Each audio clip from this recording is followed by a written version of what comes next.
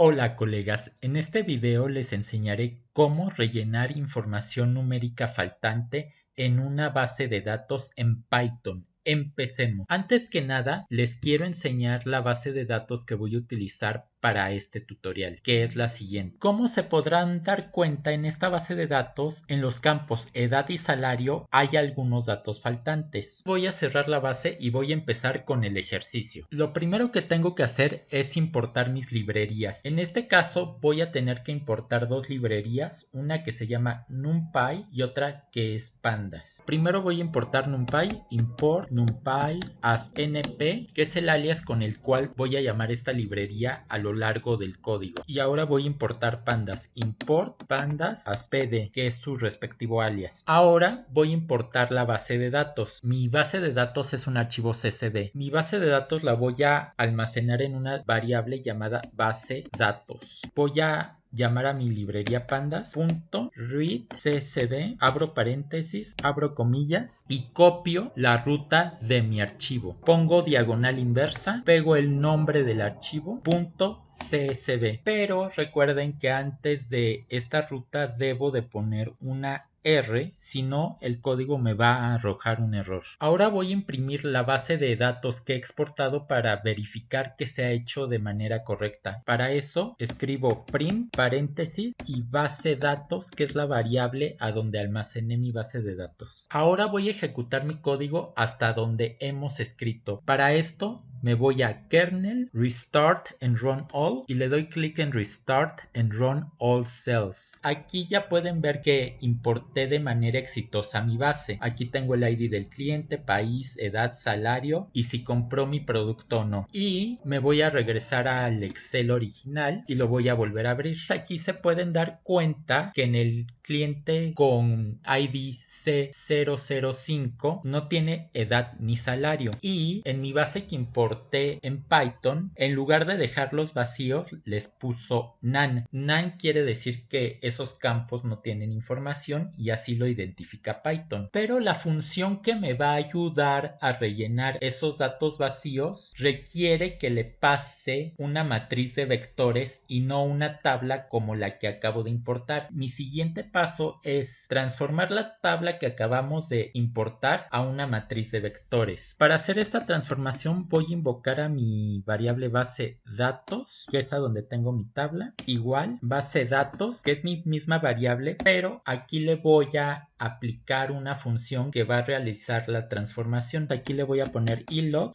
abro paréntesis, pongo dos puntos, coma, dos puntos. Los primeros dos puntos quieren decir que estoy considerando todas las filas y los segundos dos puntos quieren decir que estoy considerando todas las columnas. Y finalmente voy a poner values. Y esto va a hacer que mi tabla se transforme en una matriz de vectores. Y luego voy a imprimir mi variable base datos para que vean la transformación que se realizó. Entonces me voy a 4 y doy clic en run. Ya se hizo la transformación. Ahora me voy a la impresión para que vean cómo se transformó. Como se darán cuenta, aquí tengo la misma información que en mi tabla, pero ya no es una tabla, es una matriz de vectores. Y cada fila es un vector. O sea, toda la información del cliente 1 está en el primer vector, la del cliente 2 en el segundo vector y así. Con esta matriz de vectores ya puedo realizar el rellenado de la información vacía. Ahora procedemos a rellenar la información numérica faltante de nuestra base. Para eso, lo primero que tenemos que hacer es importar un objeto de una librería llamada scikit-learn. Tenemos que escribir lo siguiente: from sklearn.impute import simple imputer,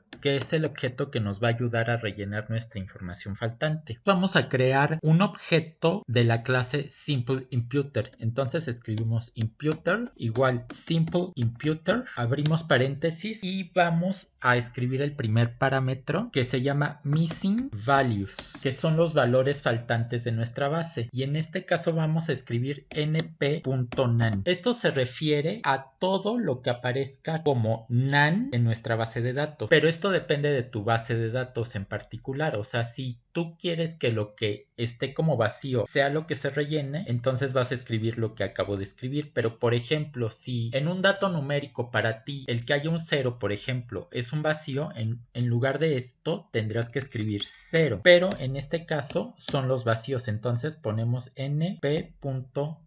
Y nuestro segundo parámetro va a ser strategy. Igual abrimos comillas y vamos a escribir min. Esto a lo que se refiere es que esos valores faltantes se van a rellenar con el promedio de todas las filas de ese campo que sí tienen valores. A lo que me refiero, por ejemplo, es que aquí en el campo edad hay dos renglones que tienen nan, o sea, valores vacíos. Con strategy min, esos dos renglones del campo edad se van a llenar con el promedio de todos los demás renglones que sí tienen un dato. Y lo mismo va a pasar con el campo salario. Pero esta estrategia nada más funciona con campos numéricos. Entonces, para aplicarla, tenemos nada más que considerar el campo edad y el campo salario. Y para eso vamos a tener que usar sus respectivos índices. El campo ID cliente tiene el índice 0, el campo país tiene el índice 1, el campo edad tiene el índice 2, salario tiene el índice 3 y compró el producto tiene el índice 4. Para considerar nada más edad y salario, nada más tenemos que considerar los índices 2 y 3. Para eso vamos a teclear inputter.feed y vamos a escribir base datos, que es nuestra variable donde tenemos nuestra base de datos. Pero aquí nada más vamos a considerar esas dos columnas que tienen datos numéricos, que tienen los índices 2 y 3.